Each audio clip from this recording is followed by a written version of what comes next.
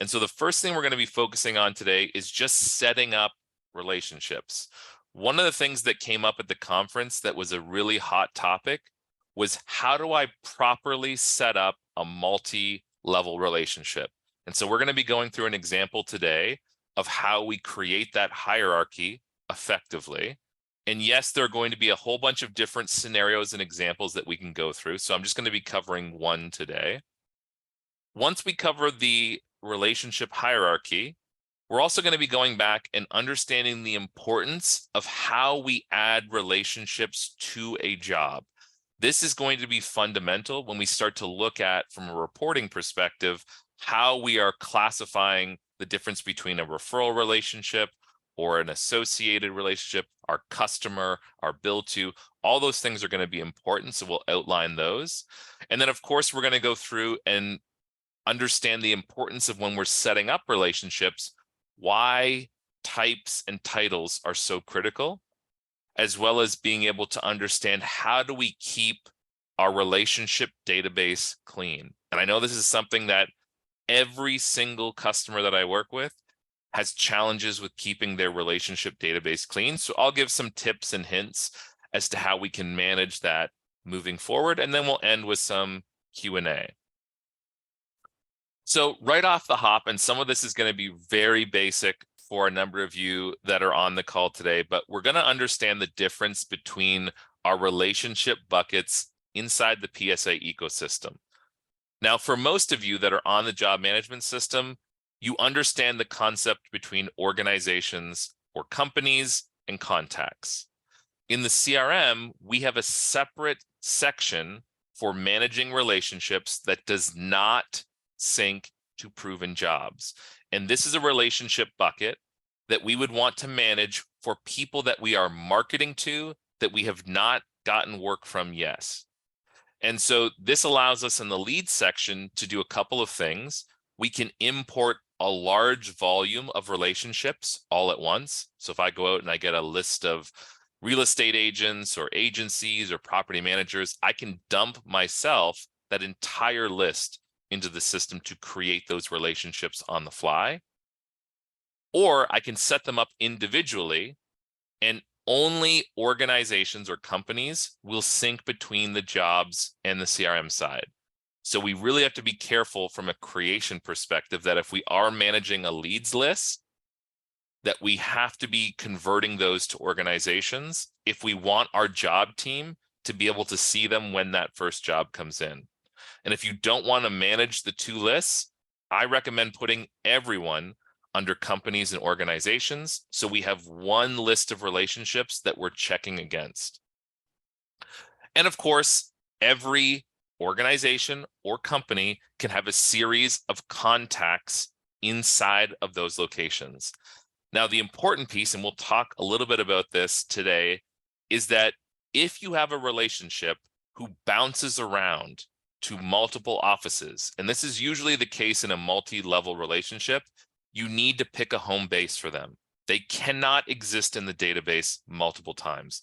It will create a mess of information if I have the same John Smith agent listed in there 2, 3, 4 plus times. And so inside the CRM, and I'm just going to go really quickly through where you kind of locate these, you'll notice that we separate the relationships on the CRM side into those very buckets. I have my leads, I have my organizations, and I have my contacts. Each module you can go in and search, as well as having that quick search at the top to look for specific contacts, organizations, or companies. And in the job management side, you'll notice that at the top, yes, the terminology is different, but companies would be our organizations and contacts would be the people within those offices that we are looking for. And so once we know where to find these relationships, the next thing we want to identify is, how do we set them up properly? So every relationship can be defined by 3 levels. But let's be specific here. Not every relationship will have 3 levels. And I'll give you a couple of examples. In the case where we have a policyholder who has to be created as a customer, they are not going to have an office and a contact. They are just going to be the office, right? That relationship will just have a single level. And of course, if I'm working with an office or a vendor, let's say specifically a plumber, they're going to have an office where that plumber resides, and they're going to have contacts within that office, but they may not have a HQ or headquarters location. So in that case, they'll only have 2 levels. And in the cases of our property managers or our insurance companies where we have these larger brands that have multiple locations across our area, they will have a brand or HQ location, and then they will have offices underneath that are associated and connected. And again, I'm going to go through an example just so we have a clear understanding of how this is set up. And so we're going to start with the multi-level relationship, because this is the most complex one that you're going to run into, and everything else after this is much more simplistic. So in the case where we've identified that there is a relationship that we have that has multiple sites, multiple offices, I'm going to use the example of Marriott hotels. So the first thing we want to do is we want to set up an HQ location, right? In my case, I've set up Marriott Corporate as my label. And in here, one of the things that if you are working with multi-level relationships, or you're planning on using this for, insurance companies or other brands that have multiple sites, you have to make sure that you get the support center in Proven Jobs to turn on the property management feature. This is going to be fundamental in being able to set this up correctly. And so all you have to do is you have to reach out. If you're not sure whether this is turned on or not, reach out to support, ask them to turn it on. And once you do, we can now start to go in and start to configure these relationships. So the first thing I did is I set up my parent or HQ office.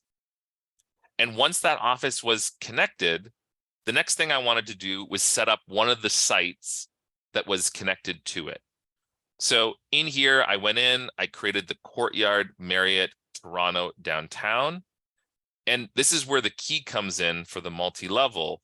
As I was going in and setting up their types, which you can see here, I chose a keyword type to identify a multi-level relationship, which in my case, I'm using the keyword site.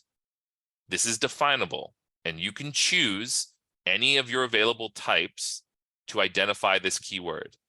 In my mind, it makes sense to use a keyword that is not going to be used on a single or double level relationship. So I wouldn't use type insurance, or I wouldn't use type adjuster to be my keyword. Once I put the keyword in, you have to save the record, because there are certain fields that will only appear once you've saved the record with this type.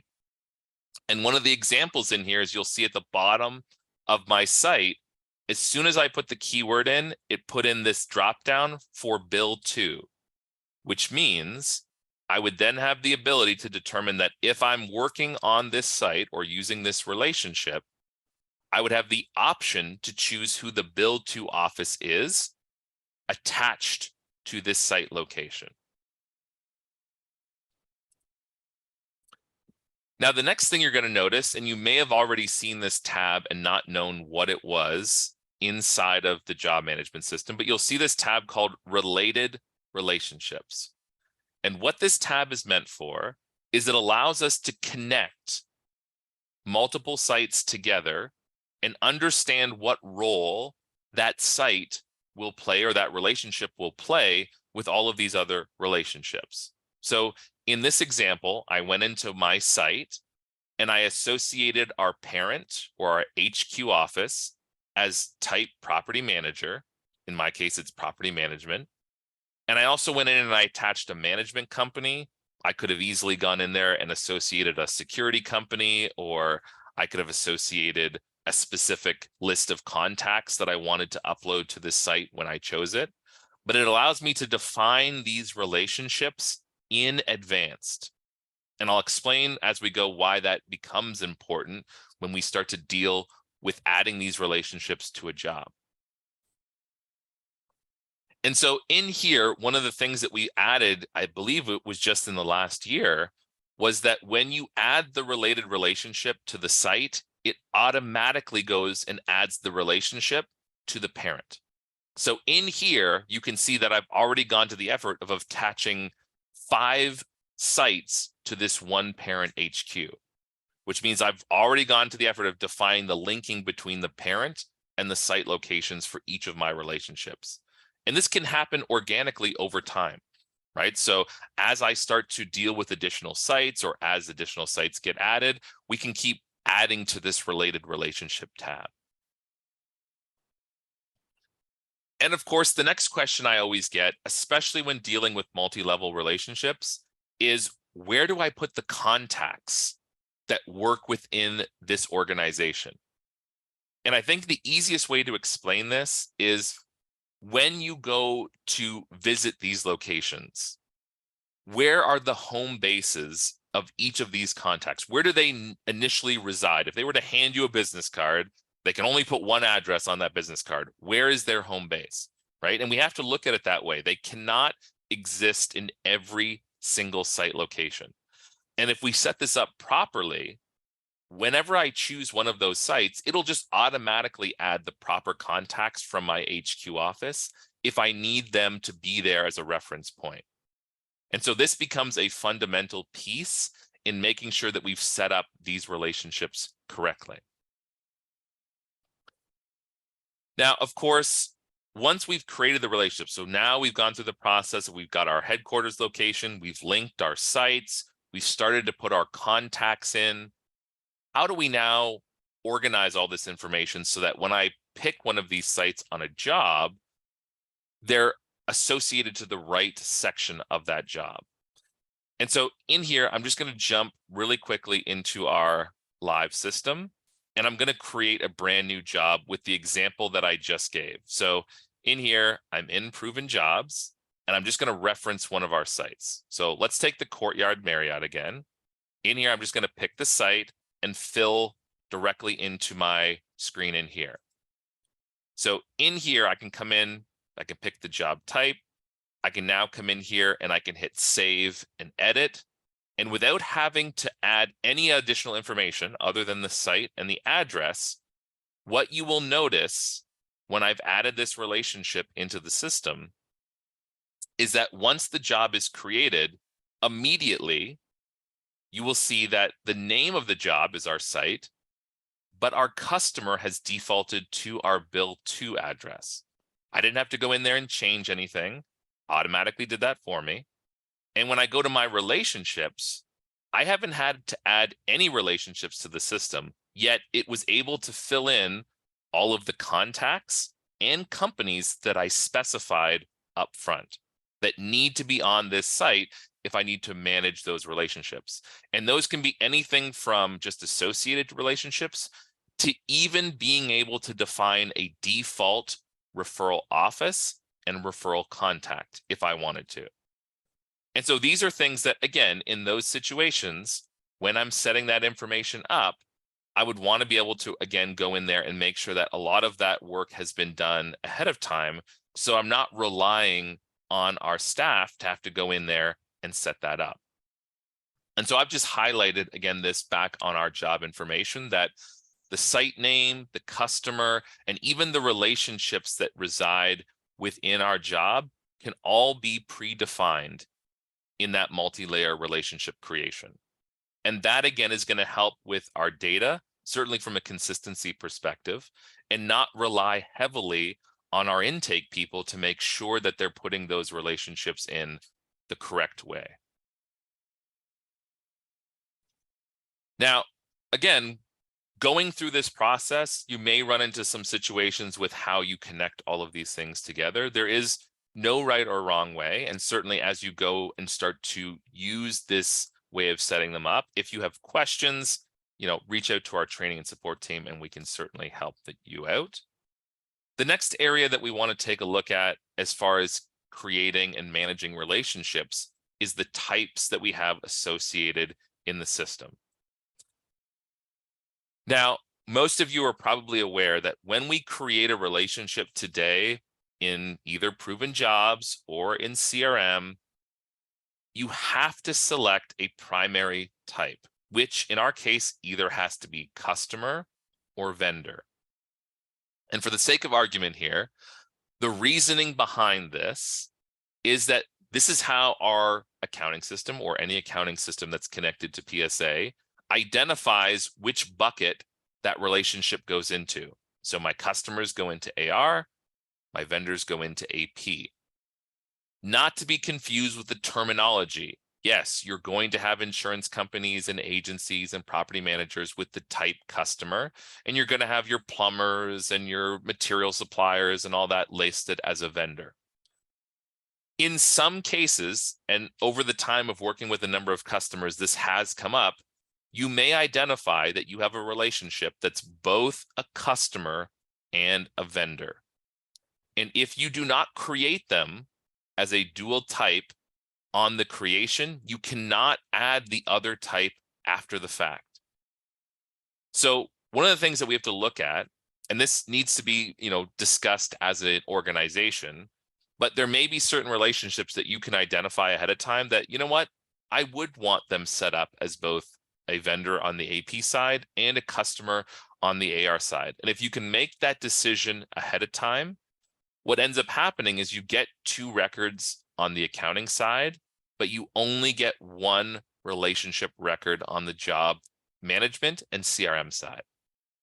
And if we need to go back in and clean some of these up after the fact, it is a much harder process. It is certainly doable with the PSA accounting. It is impossible, or much harder, certainly on the QuickBooks side, because of the fact we don't have the ability to connect those tables through QuickBooks. And so this is something that, again, if I had to go back and make any changes, I may just have to set up a new relationship that's dual type if I want that relationship to be dual type moving forward. And then the other relationships can be inactivated if need be. Now, I think what's important here is that besides the primary type, every single relationship that you have in your database needs to be classified as something more than a customer or vendor. Why? Because if everyone in our database is a customer or a vendor, how can I possibly pull out a list of insurance companies or agencies or property management companies? I can't. It becomes a very labor-intensive task. And if you think you're just going to search by the keyword insurance, well, we know that's not something that is easily done, especially dependent on how our people are keying in their names. So types become a fundamental way of being able to effectively group a series of customers and vendors into very specific buckets. These are just examples that I would give, but again, there's no right or wrong answer. I would even say that customers today are getting so specific that they're even creating tags for specific brands like State Farm, like Crawford, like Marriott, that you can even use those tags as a way of grouping reporting wise all of those organizations into one umbrella or bucket. And the same philosophy applies to the vendor side. So again, I have a list of vendors. I would want to be able to classify them so I could pull out a group of plumbers, suppliers, general contractors, office supplies, agencies that allow me both on the production side and on the CRM side to effectively organize my relationships in a meaningful way. And one of the things that, again, some companies do a really great job of these, some of them do not. And so contact titles is a separate specific function for our contacts only.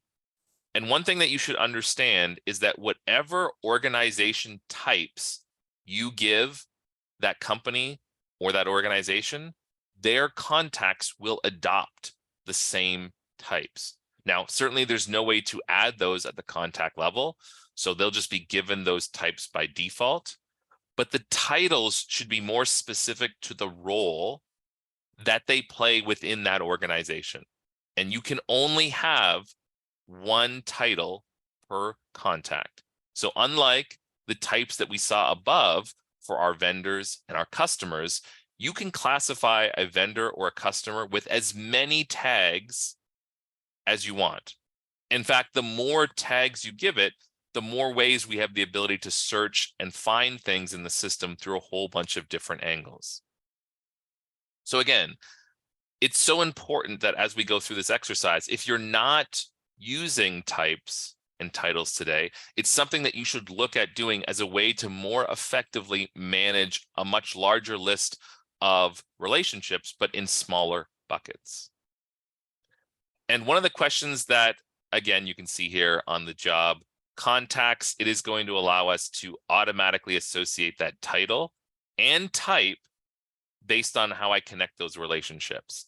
So a lot of this work, again, without having to manually manipulate or select, can be auto-defined when we add those to our job. Now, one of the questions I do get from time to time on the relationship side is, do I need to give my relationships type refer to be a referral company and contact? And the answer is no.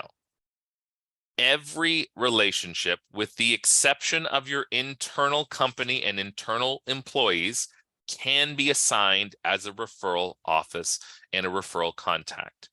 And if you're not defining that on the intake screen, so if I'm on the intake screen and we have those fields where we can come in and take a look at the referral source, company, or contact, in here, when I assign these buckets in the system, it will automatically give them type refer on our job. And if I have not defined those ahead of time when I set up the job, you can still assign it after the fact. So when I come in here and I go to add my referral company or referral contact, again, I would want to give it the type refer. So in my case, I have the blanks in here. Anyone I select in this bucket will automatically be added as the type refer. And I can do the same thing for my contacts. If you do not have your relationship set up with this snap to grid, then you just simply have to choose at the top. There'll be a drop down that says pick the type. You'd want to pick type refer in order to associate that company and that contact as getting credit for bringing that lead or that job into your system.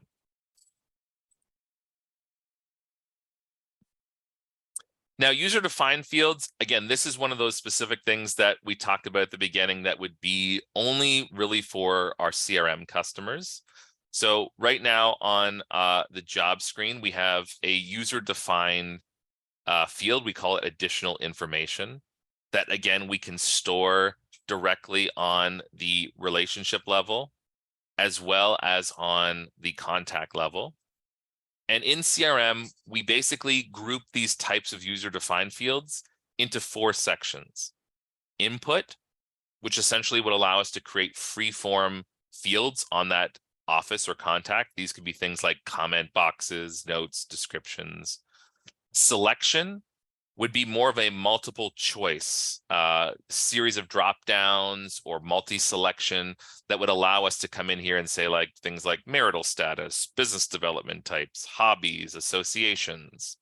And then of course the checkbox, or in the development world, they call it like a true or false or yes or no statement, would allow us to put things in there like, do they have kids? Are they marketable? Are they the main contact? And it's really just a checkbox. Either they are or they aren't. And the last piece, which is the dates, more so defines critical things that you would want to know on that particular relationship. It could be like the date the building went up. It could be their birthday, the anniversary date, the last CE class they attended, our next follow-up, or hire dates. So dates are just a series of month, day, year that you can now associate to the relationship level. And in the CRM, we can make those fields required. So when you set up a relationship, it can actually mandate the fact that they have to put that information in before they can save the record in the CRM. Now, a big one that, again, I'm sure everybody's scratching their heads, how do we keep the database clean, especially from a relationship side? And I imagine that everybody on this call has issues with duplication, triplication. So there are a couple of different best practices, let's say, that if you're not using these things today, I would recommend turning them on immediately. Specifically on the job management side, there's an option in the settings that says look for duplicate names and addresses before somebody can create a record in the system. Now, you can have it where it just looks for names, but the problem with that is it's really hard to get someone to type in a specific name the exact same way as somebody else. I mean, it is possible, certainly, but the likelihood of that is much less accurate that you're going to have someone who spells it exactly the same. Whereas addresses are a bit more accurate. And certainly if we look at both of those being matching, it will catch a lot of that duplication in the system. And for those of you that are using the CRM, not only does it look at name and address, it will even tell you if there's a matching contact method, phone number, email, website. So these are things that, again, depending on where our entry points are, we should be able to catch if we train our people to look up companies or contacts first before creating a job or a relationship. We're going to try and minimize our risk of creating duplicates. It's not going to be perfect ever, obviously, especially because we have data coming in from all these different sources, but it's something that has to be managed like everything else. Now, I will say on the contact side, one of the great cleanup features that we have certainly is the ability to move contacts from one organization to the next. And this does apply to both the job management side and the CRM side.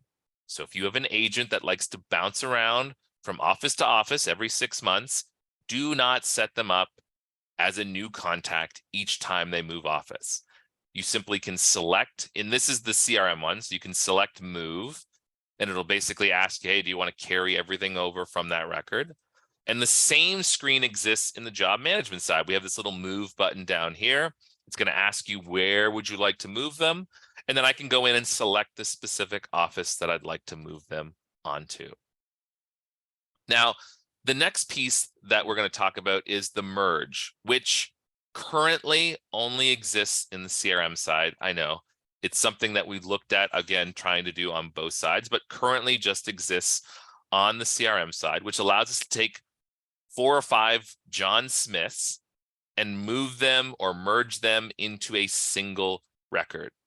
Now, there are different processes, certainly, to merging contacts with and without jobs. So it's a much easier process that if you have a series of contacts and none of them have jobs, they're going to move and merge without any issue. When you have a contact with job history in the CRM, we're going to want to make sure that we identify who is going to be the dominant contact when all of this is done, right? So in here, we have what we call a destination and a source. The first contact you select will end up being the one that sticks around. Everyone that comes after that, they'll be inactivated in essence, right? And they'll become a single record. And as you go through this process, I can actually toggle, oh, actually, this is the correct address, not this one. And I can go down this list and pick and choose which of those pieces of information I want to end up on that destination record. And of course, what ends up happening is that it merges all of those into one record and inactivates or essentially deletes the other relationships in that source column. Now, the third option, which is available in both job management and in CRM, is we can just outright delete the duplicate. And the method that you'd want to go through to doing that is if you catch it early enough, and there's just a record that's set up, there's no jobs assigned, there's no notes in it, it's just a standalone record with an address, you can just go and delete it outright, right? Someone created an error, let's get it out of the system before someone ties a job to it. And at the very least, if there's 1 or 2 jobs connected, it's very easy just to go in there and reassign that job on the relationship side to the proper contact in the system, in which case we can just delete them outright. Now, merging organizations, that's a bit of a taller order. And Again, unfortunately, for those of you who are on QuickBooks, there is no easy merge tool, right? You basically got to reassign the transactions to the right customer and then delete the wrong one. For those of you that are using Proven Accounting, there is a merge customer button in the AR section. And before you merge those customers, it will tell you this is not reversible. It comes up in a big pop-up message. So once you click that OK button, those other customers will cease to exist. They're not even in deleted recovered. They're just gone. They've merged them into one brand new record with a brand new ID. And so in here, for those PSA accounting users, you can do that from the interface. In some cases, if you have a series of organizations that need to be cleaned up, you can reach out to our support center and create a ticket to help us on the back end, maybe merge or clean some of those records up. And if caught early enough, just outright delete the organization before anyone starts to attach stuff to it. And if it's only a couple records, it may just be easier to go in there and manually change the customer or the relationship on the job to disassociate that job with that client. Now, of course, as I mentioned, other than merging customers in the desktop, everything is technically recoverable. So both in the CRM and in the job management section, you'll find a recover deleted section, and those cleaned up customers and contacts and organizations will all be sitting there if by accident we deleted someone or merged someone that we didn't want to merge into one contact record. So those are recoverable, including the ability to recover jobs as well, which I know is not a relationship, but I thought I'd mention it here anyway. Now, one of the things, and again, unfortunately, this is a CRM specific feature, we added just before the user conference this year, the ability to do what's called a mass update. This has been something that people have been asking for a very long time, and it's the ability to select a group of either companies or contacts or leads to mass update any of the information on their record globally. I could select 15 organizations, update all their addresses at the same time. I could do that for contact methods, account numbers. I could do that for ownership for salespeople. All that stuff can be updated in bulk on the CRM side, and those changes again will sync down to the job management and to the accounting. So it is a step-by-step wizard. So again, if you're looking for that, you'll find at the top of the leads, organizations, and contacts screen, you will see a mass edit feature. Going in there, it'll walk you through step-by-step, pick the module, select the fields, choose the date you want to mass, enter the data you want to mass update. It's going to ask you which records to apply to. You click the done button, it goes down and starts to update all those records individually. And so again, in today's Lunch and Learn session, we covered obviously setting up relationships, attaching them appropriately to the jobs, applying our types and titles along with user-defined fields, as well as some ideas for keeping our relationships clean. If there are any questions, and I know we're kind of getting to the end of the 30-minute Lunch and Learn session, by all means, put your questions into the chat box below, and I'll try and answer as many of those questions for the remaining, well, we got about half hour to go over those questions in the system. So I have a question here from Karen who asks, for dual types in proven jobs, is that basic as entering customer and vendor into the same record, or is it different to different settings to turn on in the system? So yes, in essence, and this is where we have to be very specific about how this works. It only works if you do it upon creation, right? So it really is just as simple as coming in here and saying, I'm going to give type customer and I'm going to give type vendor. In which case now I am a dual type record, which means in the job management side, I am a single record, and in the accounting system, I am two records.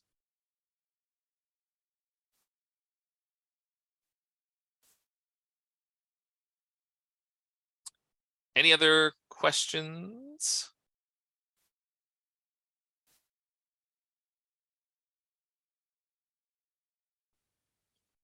Well, I'll give people a couple seconds to type any questions that they may have into the chat box.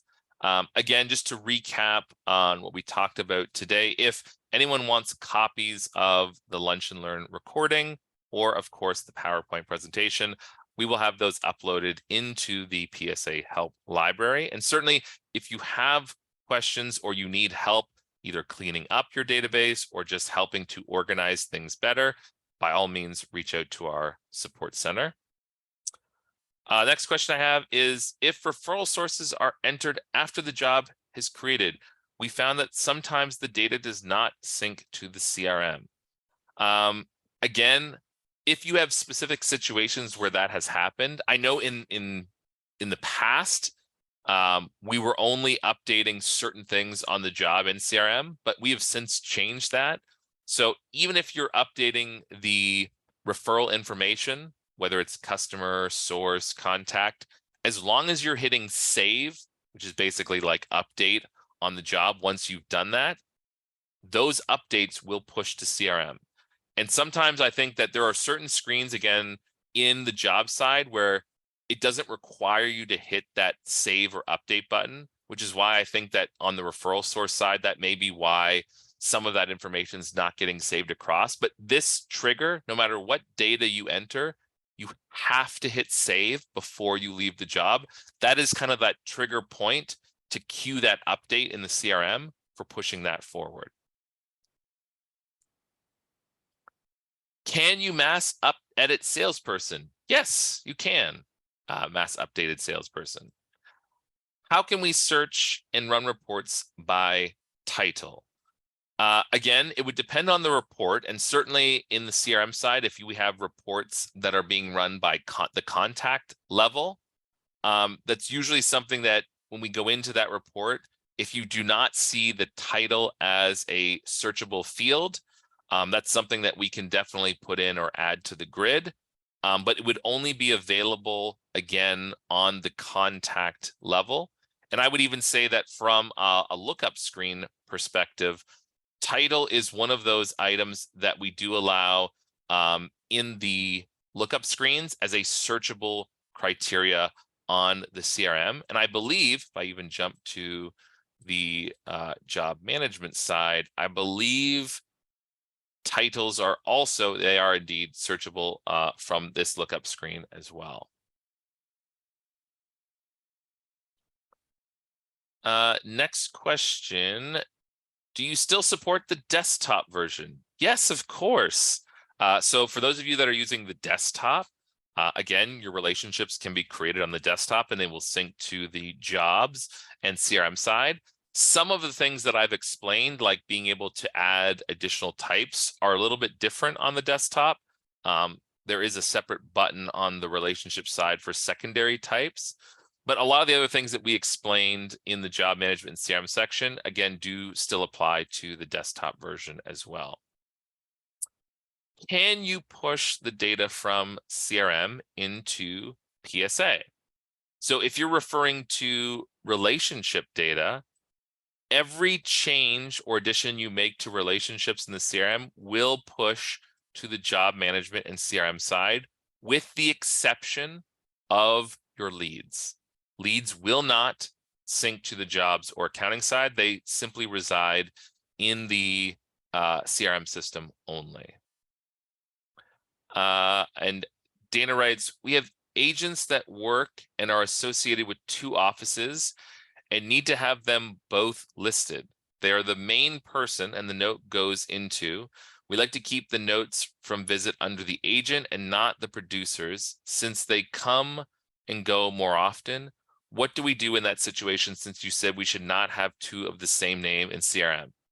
Well, you're not going to like my answer, but the truth of the matter is they need to only exist in the system, and you need to kind of have a hard commitment as to where you want their home base to be. I understand the reason for why they might exist in 2 offices, being that they could obviously bounce between them quite frequently.